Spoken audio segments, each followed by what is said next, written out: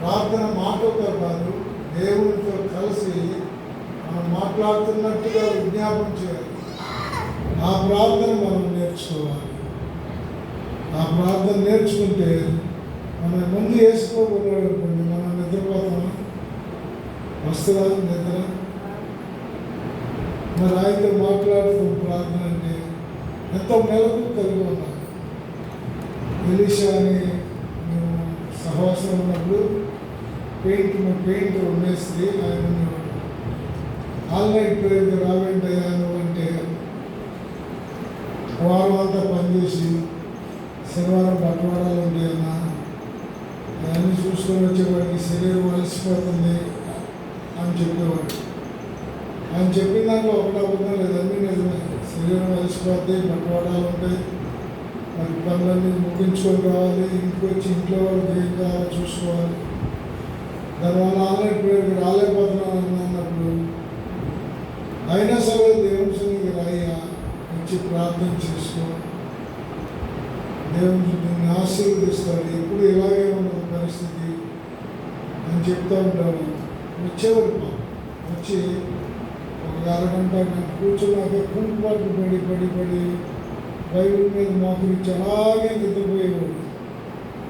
ఇలా తగ్గిలేకుండా లేచి ప్రార్థన అయినాక ఏం తెలిసి ప్రార్థనకు వచ్చి పడుకున్నామంటే, చెప్పాను కదా నా పరిస్థితి ఇది, వారం అంతా పనిచేసేవాడిని అలసిపోయి నిద్ర లేకుండా ఉండలేకపోతున్నాను. నాకు నిద్రపోవడం అలవాటు. పొద్దున్నే 6 గంటలకల్లా లేచి 8 గంటలకల్లా క్యారేజ్ కట్టుకొని పనికి వెళ్ళిపోతానయ్యా. అయితే మరి దేవుడిని అడుగు, అవ్వా నాకు నిద్రలోకి వస్తుంది, సేవకులు ప్రార్థనకు రమ్మంటున్నారు, ప్రార్థన చేయలేకపోతున్నా, నిద్ర ఆవరిస్తుంది, ఏం చేయమంటావు ప్రభా? దేవుడిని అడుగు, మీకోసం మేము కూడా ప్రార్థన చేస్తాం. హల్లెలూయా. తర్వాత నెలలో కూడా వచ్చాడు, వచ్చి ప్రార్థన చేశాడు. అస్సలు కొంచెం కూడా కుంటున్నాడు, కొంచెం కూడా నిద్రపోతాడు. ఏంటంటే జెండు బాంబు చేస్తే తెచ్చుకున్నాడు, జేబులో అది రాసేసుకుంటున్నాడు కళ్ళు. ఇంకేమవుతుంది? నిద్ర వస్తుందా? కళ్ళు మంటలు పడుతుంది. తర్వాత నెలలో వచ్చాడు, మళ్ళీ ప్రార్థన చేసాడు పడుకోకుండా. ఈసారి జెండు బాంబు అసలు రావట్లేదు దగ్గర, మామూలుగానే ప్రార్థన చేస్తున్నాడు ఎక్కువసేపు. అయితే ఏలికి నిమ్మకాయ కట్టుకొచ్చాడు. ప్రార్థన నాకు ఏలికి నిమ్మకాయ అంటే నిద్ర వస్తుంది, సైతాన్ని ఎట్టబెట్ట పాడు చేయాలని చూస్తున్నాడు. నేను పోయినసారి జెండు బాంబు రాసుకొచ్చాను, నిద్ర రాలేదు, అందుకని ఈసారి సైతాన్ని గుర్తుపట్టకుండా కొత్త బ్లేడ్ కొని ఇక్కడ కోసాను, నిమ్మకాయ పెట్టేదాన్ని. ఎలా ఉంటుందో చూడండి. కొత్త బ్లేడ్ కొన్నాడంట, ఇక్కడ ఘాటు పెట్టాడు, నిమ్మకాయ పెట్టేసాడు. ఆసిపోయింది తెల్లరేపాటికి తెల్లగా. కానీ ఆ చెయ్యి అలాగే పెట్టి, ప్రభా నాకు ప్రార్థన చేయాలని ఆశ ఉంది, కానీ నన్ను ఎవరు నమ్మట్లేదు, అందుకని నిమ్మకాయ పెట్టాను ఆయన కోసుకొని, నన్ను క్షమించి ప్రభా, ఇంకెప్పుడు అలా చేయను, ప్రార్థన చేస్తాను, సహాయం చేయని ప్రార్థన చేశాను. హల్లెలూయా. అలా చేయకూడదయ్యా, తప్పని మేము చెప్పాము. దేవుడికి తెలుసు మన బలహీనత, దేవుడు ఇస్తాడు నీకు ప్రార్థన అని చెప్పి ప్రార్థన చేసినాక మరి ప్రతి నెల వచ్చేవాడు, ఏ రోజు పడుకోవాలి. హల్లెలూయా. కారణం ఏంటంటే ప్రార్థన వల్ల ఆసక్తి ఉండాలి, ప్రార్థనలో పట్టుదల ఉండాలి. ప్రార్థనలో నిద్ర వచ్చినా ఏమొచ్చినా నేను మాత్రం ఇంటికి వెళ్ళను అని చెప్పి తీర్మానం చేసుకుంటా. హల్లెలూయా. మాకు కూడా మేము మీలాంటి మనుషులే, మాకు శరీర బలహీనతలు ఉంటాయి, మాకు నిద్ర ఆకలి అన్నీ ఉంటాయి. కానీ దేవుని వరకు మనం ప్రయాసపడాలి అనేటువంటి తలంపు, ఆలోచన మనల్ని ఇంకా ముందుకు నడిపిస్తూ ఉంటుంది. ఇంకా ముందుకు ధైర్యం ఇచ్చి దేవుడు హస్తంతో నడిపిస్తూ ఉంటాడు. కాబట్టి మీరు మీ కుటుంబాలను కట్టుకోవడం, ప్రార్థన చేయడం అంటే ఏంటంటే ఆన్లైన్ ప్రేయర్ కానీ, శనివారం కానీ, శుక్రవారం కానీ మీరు ప్రార్థనలో పాల్గొనడం అనుకునేటంటే మీ కుటుంబాలను మీరు ప్రార్థన ద్వారా కట్టుకోవటం, మీ కుటుంబాలను దేవుడికి చూపించటం. దేవుని సన్నిధిలో మనం చేసే ప్రతి ప్రార్థనలో మన కుటుంబాలను ఎత్తుపెట్టి చూపిస్తుంటే దేవుడు మన ప్రార్థన మర్చిపోవటానికి అన్యాయస్తుడు కాదు, జ్ఞాపకం చేసుకుంటాడు, మన ప్రార్థనలన్నీ వింటాడు. దేవుడు తగిన సమయంలో ఆయన కార్యాలను మన పట్ల జరిగిస్తాడు. ఈ నమ్మకం, ఈ విశ్వాసం మనం కలిగి ఉండాలి.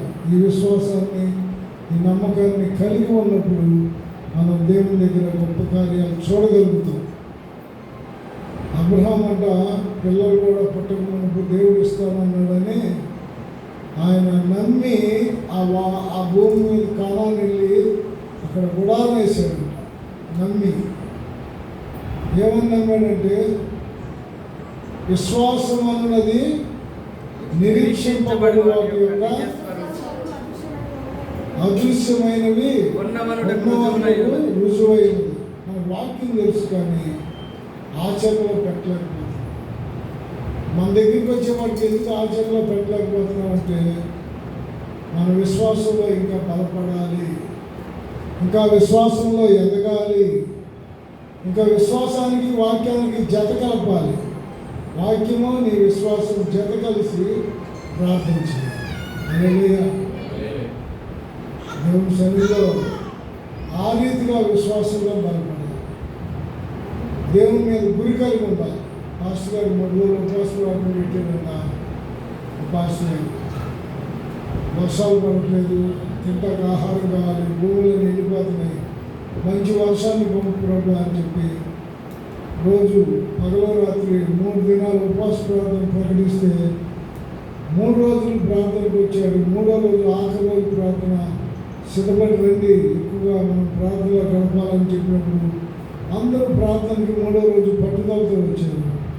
ఒక పాప మాత్రం గొడుగు తీసుకొని వచ్చి గోడ పక్కన పెట్టి ప్రార్థనలో కూర్చున్నాక వాళ్ళందరూ అన్నారంట, గొడుగు తెచ్చేయండమ్మా, అసలే వర్షాలు లేవు అంటే, వెళ్ళేటప్పుడు వర్షం పడుతాయా, తడుచుకుంటూ వెళ్ళాలి ఇంటికి, అందుకే గొడుగు తెచ్చారన్నమాట.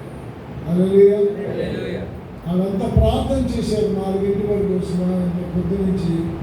4 గంటలకి మేఘాలు వచ్చినాయి, వర్షం వచ్చింది, అందరూ చర్చిలో ఉన్నారు, పిల్ల గొడుగేసుకొని ఇంటికి వెళ్ళిపోయింది. దేనికోసం చేసింది ఆ పాప? మనం దేనికోసం చేస్తున్నామో దాని మీద విశ్వాసం ఉండాలి. హల్లెలూయా. విశ్వాసం ఉంటేనే దేవుడి కార్యాన్ని మనం చూడగలిగాం. మన విశ్వాసంలో అని చెప్పుకుంటున్నాం. నేతి బీరకాయలు నెయ్యి ఎంత ఉందో విశ్వాసంలో నేతి బీరకాయలు నెయ్యి కనపడుతుందండి, కనపడుతుంది, కానీ దాని పేరు నేతి బీర. వడ్లపూడి నారాయణ అంటారు, అక్కడికైతే ఒక చెట్టు కూడా లేదు. ఇదివరకు వడ్లపూడి నారాయణ అనేవాడు కదా, ఏమీ లేవు అక్కడ. అలాగా మనం విశ్వాసం అనుకున్నప్పుడు మన జీవితంలో విశ్వాసం ప్రయోగించేసిన కార్యాలు సాక్ష్యంగా ఉండాలి. హల్లెలూయా. దేవుని కొరకు సాక్షిగా నిలబడాలి. చూడండి, పరిశుద్ధ గ్రంథంలో నుండి దేవుని వాక్యాన్ని చిన్న మాట మనం జ్ఞాపకం చేసుకుందాం. అపోస్తులైన పౌలు భక్తుడు ఫిలిప్పీయులకు రాసిన పత్రిక 3వ అధ్యాయము, ఫిలిప్పీయులకు రాసిన పత్రిక 3వ అధ్యాయము 180వ పేజీ 14వ వచనాన్ని నేను చదువుతాను. క్రీస్తు యేసునందు దేవుని ఉన్నతమైన పిలుపునకు కలుగు బహుమానం పొందవలనని గురి వద్దకే పరిగెత్తుచున్నాను. పరిశుద్ధుడా, ప్రేమ తండ్రి, మా జీవాధిపతి, నమ్మదగిన మిక్కిలి దౌర్భాగ్యుడు నలుపుడు నాయన మెరుగుపరచమని నీ నామాన్ని ఆశ్రయిస్తున్నాను. చదవబడిన వాక్య భాగము నా కొరకు, మీ బిడ్డల కొరకు విరిచి పంచిపెట్టి మహిమ పొందమని, సిలువ వేయబడి యేసు స్థలంలో మహిమ పొందో కృప చూపుము. మా ప్రభు ప్రియరక్షణ యేసయ్య ఉన్న స్తుతించి ప్రార్థించి వెళ్తున్నాము తండ్రి. హల్లెలూయా. చూడండి, ఈ ఫిలిప్పీ సంఘం లూదియా అనేటువంటి ఓదాలకు కూడా అనే స్త్రీ ద్వారా ఈ ఫిలిప్పీ పట్టణంలో సంఘం కట్టబడింది. ఆ ఇంటి వారందరూ రక్షణ పొందారు, పౌరులు చేర్చుకోవటం ద్వారా. ఆ రక్షణ పొందిన కుటుంబం ద్వారా ఈ ఫిలిప్పీ పట్టణంలో సంఘం కట్టబడింది.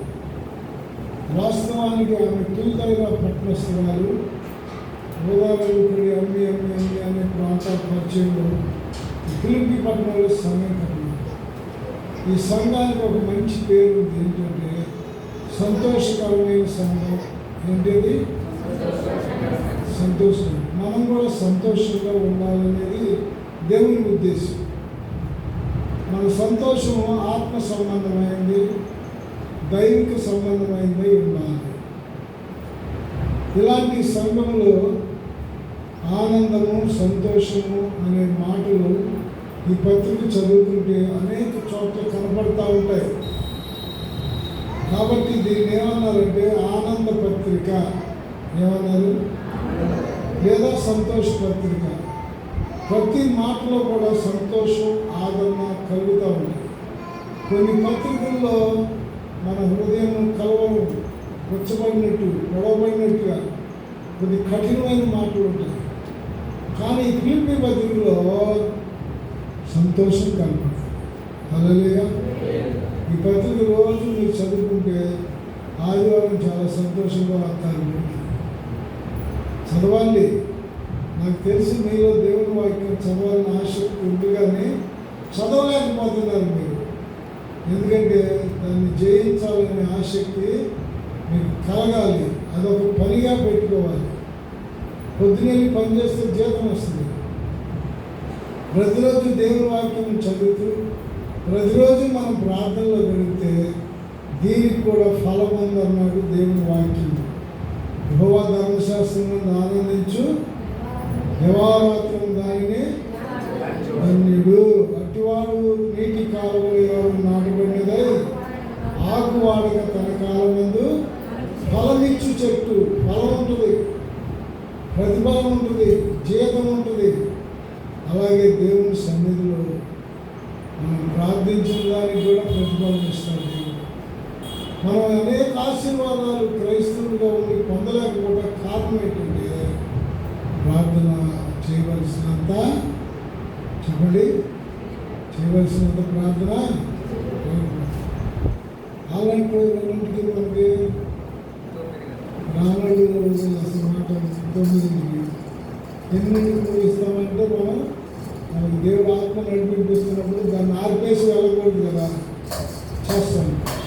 కానీ రాత్రి 10:30కో 10ంటికో ఎన్నింటి 10:30 గంట లేటు, గంట ఆలస్యంగా వెళ్తామా మనం, గంట లేటుగా వచ్చినప్పుడు టైం ప్రకారం కదా. అమెరికా నుంచి ఒకప్పుడు దేవుని సువార్త ప్రకటించాలి భారతదేశానికి అనే వాళ్ళు మిషనరీలుగా కోకోల మంది వచ్చారు ఇండియాకి. అనేక రాష్ట్రాలు, అనేక ప్రాంతాలని వాళ్ళు పంచుకున్నారు. నేను ఈ ప్రాంతం అంతా సువార్త చెప్తాను, నేను ఈ ప్రాంతం అంతా చెప్తా అని ఒక్కొక్కరు ఒక్కొక్క ప్రాంతాన్ని పంచుకున్నారు. జాన్ హైడ్ పంజాబ్ రాష్ట్రం వెళ్ళి, జాంజీపేటను గంగా నది తీరాన కలకటాలో దేవుని సువార్త ప్రకటించారు. విలియం కేరీ పశ్చిమ బెంగాల్లో దేవుని సేవ చేశారు. ఇలా ఒక్కొక్కరు ఒక్కొక్క చోట ఎన్నుకున్నప్పుడు ఫెలిక్స్, జాన్ నాక్స్ వీళ్ళందరూ గొప్ప పరిచయం చేశారు జాంజీపేట. అలాగే దేవుని సన్నిధిలో మన మచిలీపట్నానికి కూడా కొంతమంది వచ్చి సేవ చేశారు. వాటి పంచుకొని దేవుని పరిచర్యను చేసినప్పుడు వాళ్ళ మనసును అన్నీ పెట్టారు. హల్లెలూయా.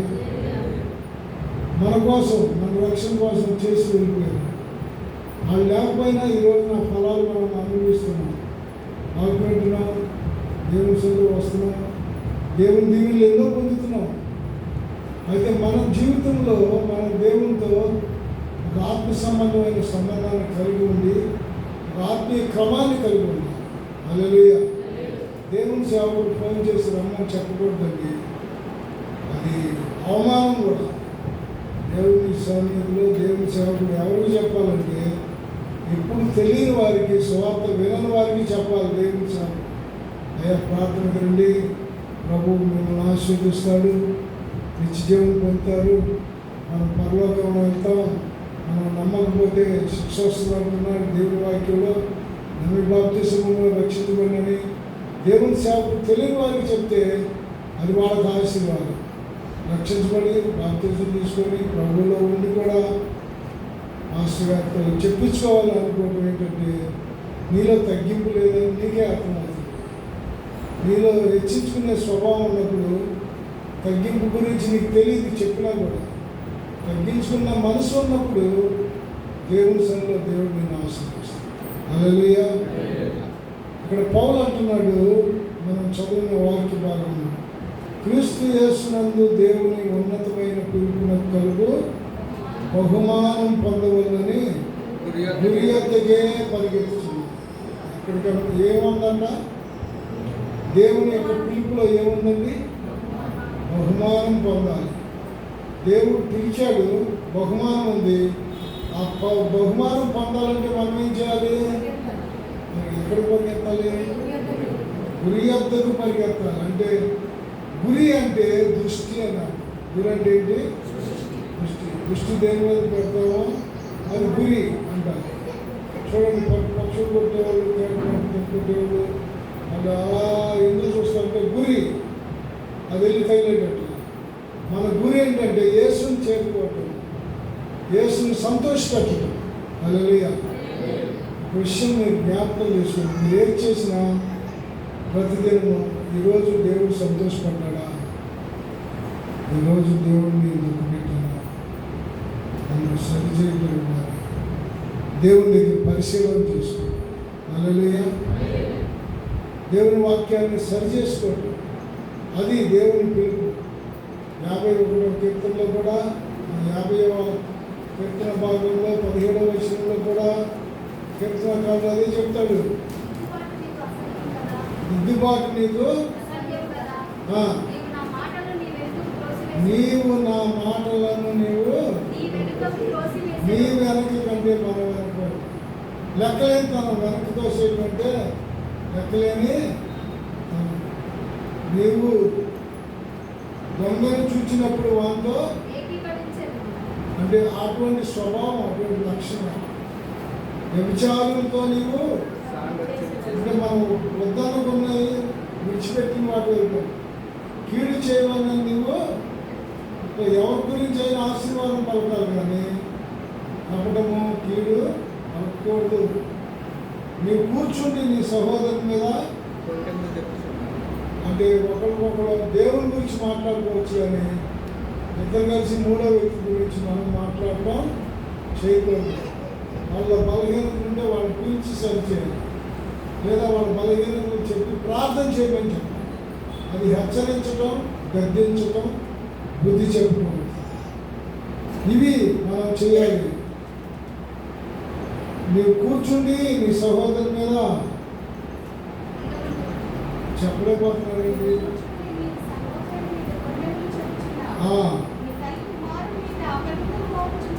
ఇట్టి పనులు నీవు చేసినను నేను అందుకు నేను కేవలం నీ వంటి వాడిని.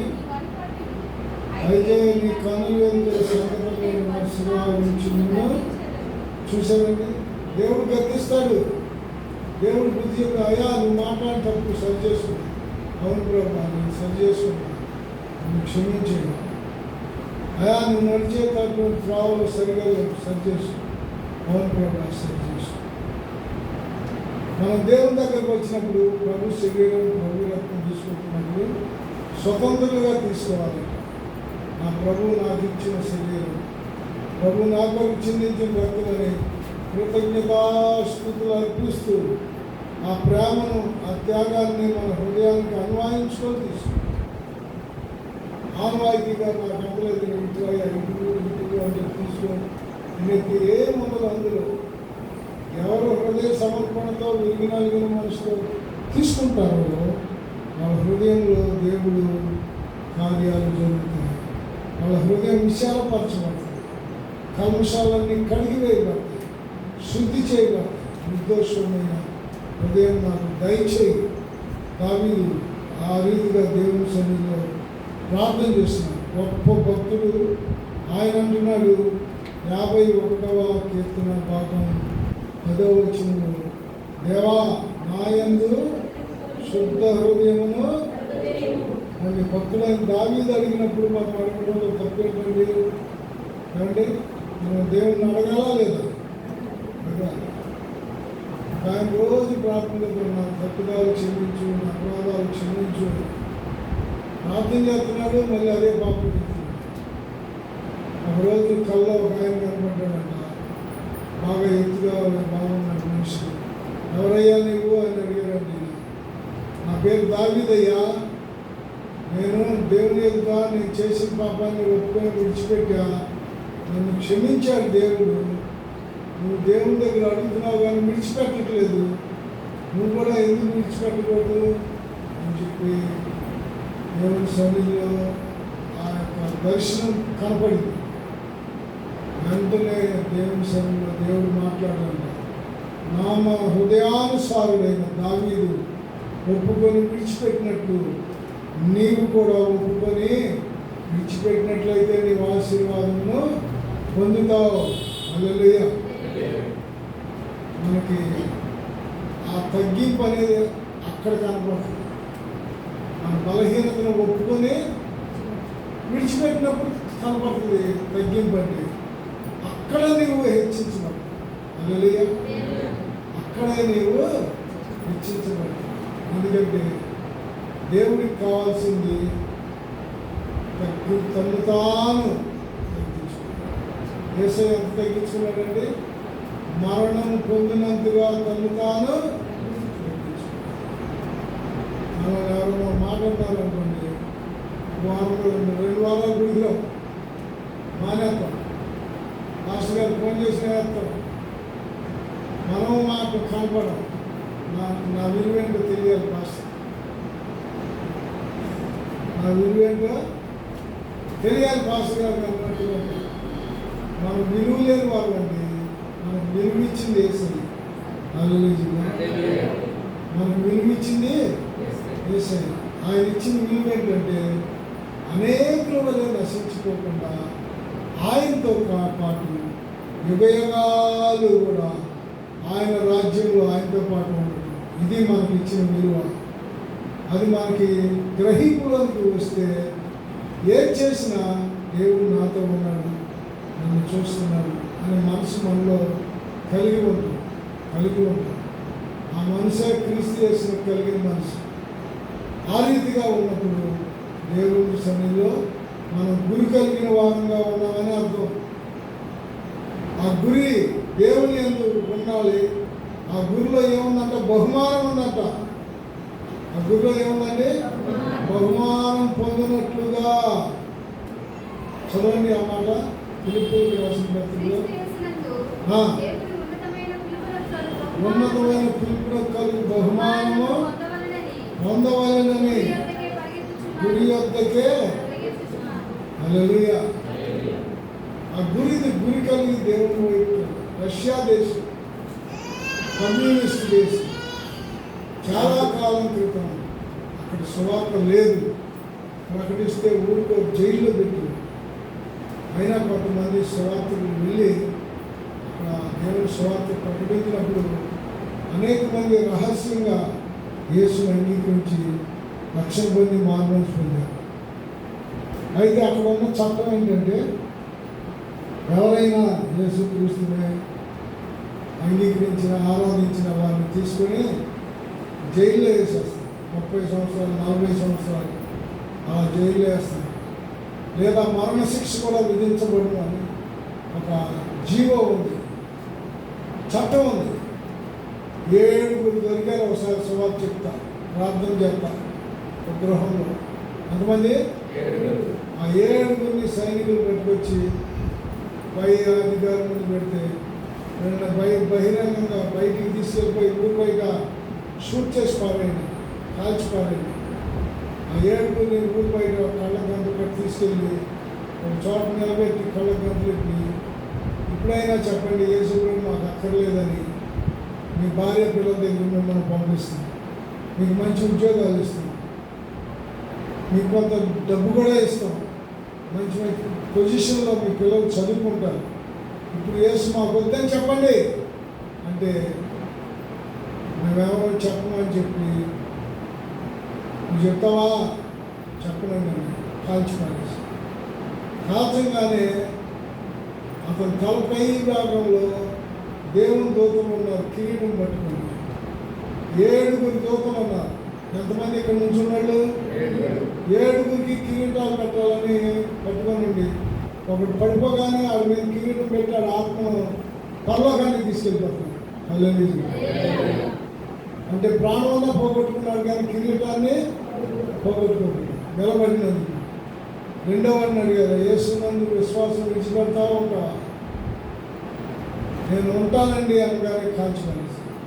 రెండవ వాడికి కిరీటం పెట్టాడు, మూడవ వాడికి కిరీటం పెట్టాడు, 4వ వాడికి కిరీటం పెట్టాడు. ఇవన్నీ కాల్చి పారేస్తున్నారు కానీ సైనికులు ఒకడు మాత్రమే ఆ కిరీటాలు చూస్తున్నాడు, ఆ దేవదూతను చూస్తున్నాడు. ఇంకెవరికి కనపట్ల ఆ దేవదూత. అప్పుడు ఒకడు అన్నాడు, నేను యేసుని విడిచిపెట్టుతున్నాను, నాకు మంచి ఉద్యోగం అన్నాను. అయితే నువ్వు ఇటు వచ్చాను. ఇది చూసిన సైనికుడు చూశాడు, నాకు యేసు కావాలి, నాకు ఈ ఉద్యోగం వద్దని తుపాకీ అక్కడ పడేసి వెళ్ళి లైన్లో నుంచి నన్ను కూడా కాల్చేయండి. అదేంట్రా బాబు నువ్వు మాతో పాటు ఉద్యోగంలో అంటే, లేదు లేదు యేసుని కలిగి ఉంటే ఎంత గొప్ప బహుమానం ఉందో నా కన్నులారా 3 కాలుస్తుండగా నేను చూశాను. ఆడిని కాల్చేయగానే ఆ కిరీటం పెట్టి దేవుని దూత తీసుకెళ్ళిపోయాడు. ఈ పక్కన నిలబడినోడిది అది కిరీటం. ఆడేమన్నాడు అర్థం కాలేదా? ఏమన్నాడు చెప్పు మరి. నాకు ఉద్యోగం కావాలన్నాడు. కిరీటం పోగొట్టుకున్నాడు, బహుమానం పోగొట్టుకున్నాడు, నిశ్చయం పోగొట్టుకున్నాడు. మిగిలిన వాళ్ళందరూ కూడా దేవుని కొరకే నిలబడ్డారు. 6 చనిపోయారు, కిరీటాలు పెట్టినాడు. 7వ వాడు సైనికుడు వెళ్ళి నిలబడ్డాడు, ఆడికి కిరీటం పెట్టి 7 కిరీటాలు సంపూర్ణమైన 7 ఆత్మలో దేవుని రాజ్యానికి వెళ్ళిపోయినాయి. ఇక్కడ యేసు వద్దన్న వాడిని నీ వల్లనే మా సైనికుడు కూడా వెళ్ళిపోయాడు, చచ్చిపోయాడు అనవసరంగా, నీ వల్లనే ఇదంతా, నీకు ఉద్యోగం లేదు డబ్బు లేదని ఆయన కూడా కాల్చిపోయాడు. అది కిరీటం పోయింది అన్ని. ఈ లోకం అలాంటిది నవ్వుకుంటా చెప్పట్లేదు. నేను అంత సీరియస్గా చెప్తున్నానంటే, రేపు దేవుని రాజ్యానికి వెళ్ళాలంటే నువ్వు బహుమానం పొందినట్టు ఉండాలి నీ విశ్వాసం. నువ్వు గురి కలిగిన జీవితం కలిగి ఉండాలి. నీ గురిని చెడగొట్టడానికి సాతాను అనేక రీతిలుగా ప్లాన్ వేస్తారు. దాన్ని గ్రహించి నేను దేవునితో ఉంటాను అనుకోవాలి. హల్లెలూయా. నేను చాలా రోజులు నాకున్న బాధలు శరీర బాధలు చెప్పుకుంటున్నాను. నాకన్నా లాభం ఎక్కువ ఉంటాడు. వాడు కురుకులు వచ్చి కుక్కలో నాకిని నాకన్నా ఎక్కువ బాధలు పడ్డాడు. నేను పడి అంత నా బాధలు అంత, నా శరీర బాధ అంత. ఇంకా 4 రోజులు అయితే దేవుని దగ్గరికి చెప్పండిమా నేను వెళ్ళడం ఇష్టం లేదు. ఇక్కడ కూలిలాగా అన్నట్టు చెప్తున్నాను. వెళ్ళాలా లేదండి? దేవుని రాజ్యానికి వెళ్ళాలా? వెళ్ళిపోతాం. ఇంక కొన్నాను ప్రభు రాకడన్నా జరుగుతుంది 2-3 ఏళ్లలో. అలాగే చెప్తాం. నన్ను కూడా చెప్పండి. దేవునికి స్తోత్రం. హల్లెలూయా. నమ్ముతున్నాం. మనకు తిండి గుడ్డ డబ్బులు వాడుకుంటాక అన్నీ ఇచ్చిన నిజమైన సంతోషం దేవుల్లో ఉంది కాబట్టి అక్కడికి వెళ్ళాలని కోరుకుంటున్నాం. అది గురి. ఆ గురి కలిగిన జీవితంతో మనం జీవించి ప్రభువుని చేరుకుంటాం ఒక దినాన. ఆయన అంటున్నాడు కదా, ఆయన చేరుకోగానే ఏం జరుగుతుంది చెప్పండి. యెషయా గ్రంథం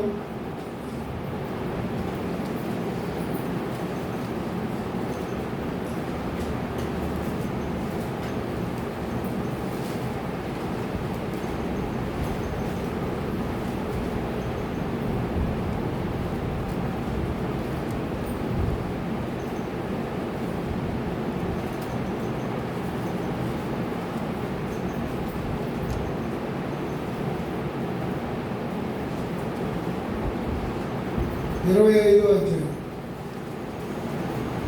నేను ఒకసారి 2 సార్లు 10 సార్లు చదివినప్పుడు నేను ఎక్కడ ఉందో చెప్పడానికి తీసి చదవాలి. 10 సంవత్సరాలు అయినా కూడా మీరు తెలియని వదిలేయండి.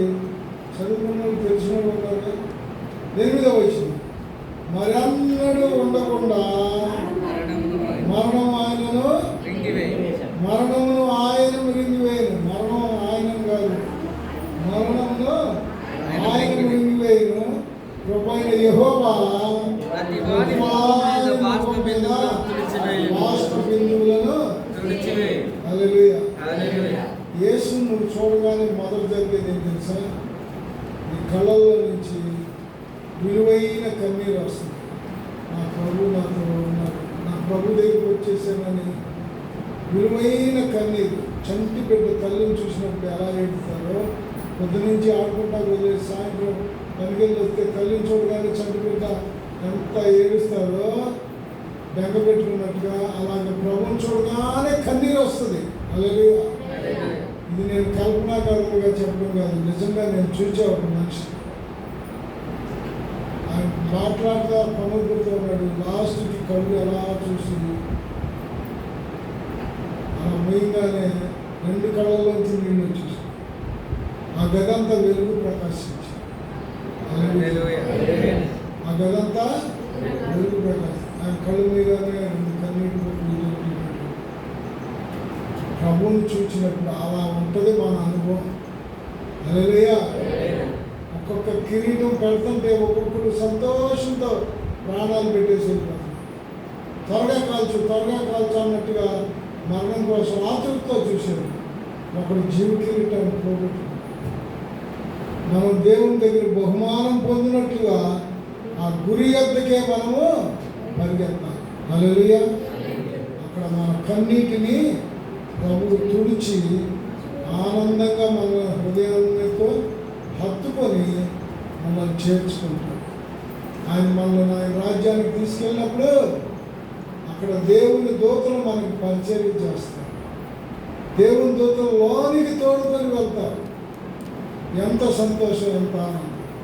అటు దీవెన సంతోషం అల్పులమైన మనకు కూడా దేవుడు అనుగ్రహించు దీవించుగాక.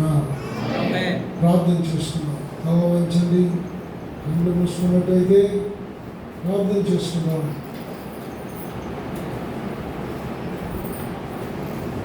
ఒక నిమిషం చిన్న ప్రార్థన చేద్దాం. మహోన్నతులైన మా తల్లి, మా జీవాధిపతి, నమ్మదగిన దేవా, మీ పరిశుద్ధ పాదాలకు వందనాలు, స్తోత్రాలు.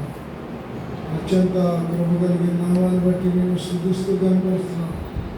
నాయన, మేము బహుమానం పొందినట్లుగా పరిగెత్తాలని నీ వాక్యం ద్వారా మాతో మాట్లాడాలి.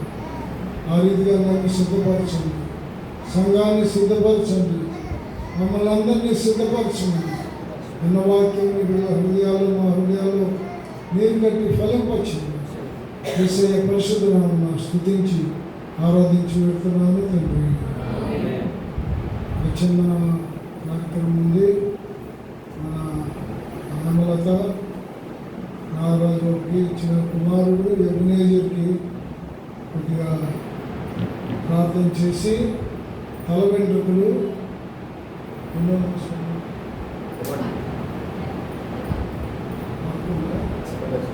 11వ మాసం తల వెంట్రుకలు కత్తిరించే కార్యక్రమం ఉంది. తీసుకోండి.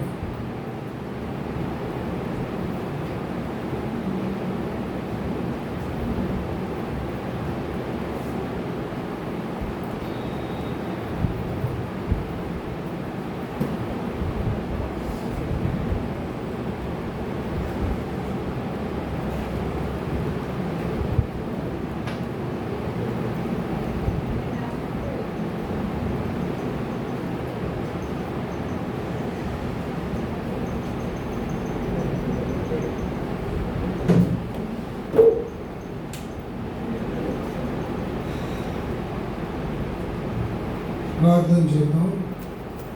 ప్రార్థన చేద్దాం. రాజు, హేమలత, ఎబినేజర్ ఈ కుటుంబం వరకు ప్రార్థించాం. పరిశుద్ధులైన మా తల్లి, మా జీవాధిపతి, నమ్మదగిన దేవా, మీ పరిశుద్ధ పాదాలకు వందనాలు, స్తోత్రాలు. మీ దాసు మా ప్రియుడు నారాజుని, హేమలతని మీరు ప్రేమించి ఆశీర్వదించినారు. నాయన, మీ సన్నిధిలో పిలుచు మీ బిడ్డ ఎబినేజర్ని పెట్టాము. బిడ్డకి నీ సన్నిధిలో నామకరణం చేశారు. ఈ రోజున నాయన తండ్రి 11 మాసం వస్తుండగా తల వెంట్రుకలు కత్తిరించడానికి నీ సన్నిధి తీసుకొచ్చిన బిడ్డను మీరు జ్ఞాపకం చేసుకుని మా ప్రభువుని ప్రియరక్షణ యేసు నామములో ఈ కార్యక్రమం జరిగించి మహిమ పొందాలి. యేసు నామములో వేడుతున్నాం తండ్రి.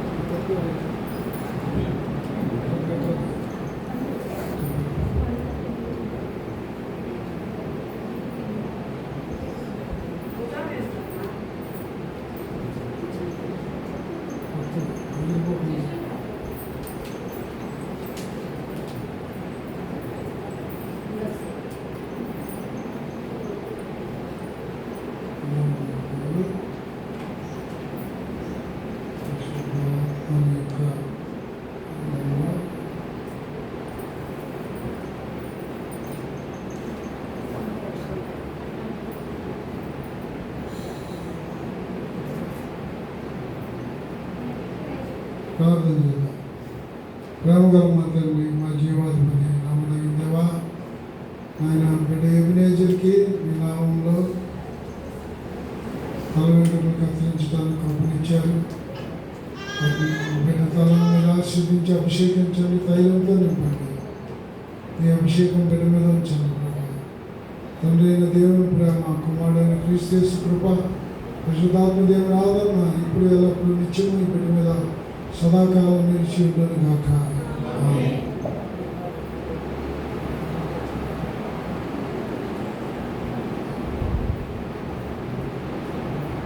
మనందరం కూడా లేచి నిలబడినట్లయితే దేవుని ఆశీర్వాదం తీసుకున్నాం. అలాగే అందరికీ ప్రేమ ముందు భోజనాలు ఏర్పాటు చేయబడ్డాయి.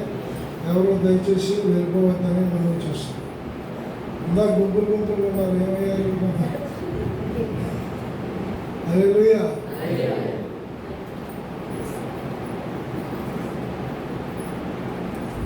హృదయము స్తుతులతో నింపబడే నా భాగ్య గృహమును స్మరించుచుండి. హృదయము స్తుతులతో నింపబడే నా భాగ్య గృహమును స్మరించుచుండి. తండ్రి నా కన్నీటిని తుడుచునెప్పుడో, తండ్రి నా కన్నీటిని తుడుచునెప్పుడో,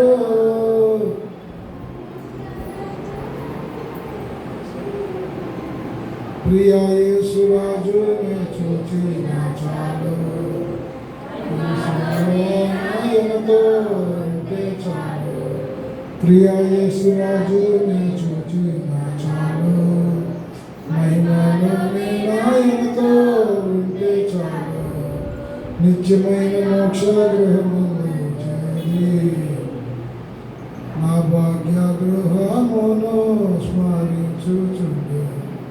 మన తండ్రి అయిన దేవుని ప్రేమ, ప్రభువైన యేసుక్రీస్తు వారి కృపయు, పరిశుద్ధాత్మ దేవుని ఆదరణ, అన్యుల సహవాసం కూడిన మనకు ప్రభుని ప్రేమించి గురిగలిగిన వారికి ఇప్పుడు ఎల్లప్పుడూ సదాకాలంతో నడిపించును కాక. అందరికీ బుధవారం గృహాల్లో జరిగే కూడికి అందరూ రండి, వెళ్ళండి, కలుసుకోండి. శుక్రవారం స్త్రీల కూడికి కూడా మీరు రావాలని మనం చేస్తున్నాం. ప్రతి పండుగ దినము మీరు వచ్చే ఆదివారం 8:30కి మొదలవుతుంది. ఈ ఆదివారం బలరాదు కాబట్టి ఆలస్యం అయింది. వచ్చేవారం 8:30 నుంచి 11:30 వరకు గమనించాలని మనం చేస్తున్నాం.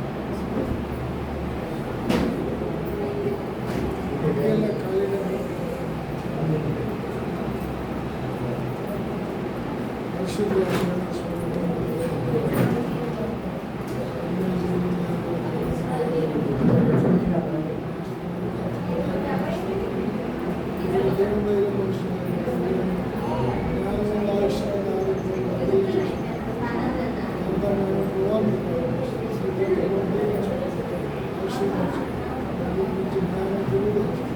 క్రైస్తవుని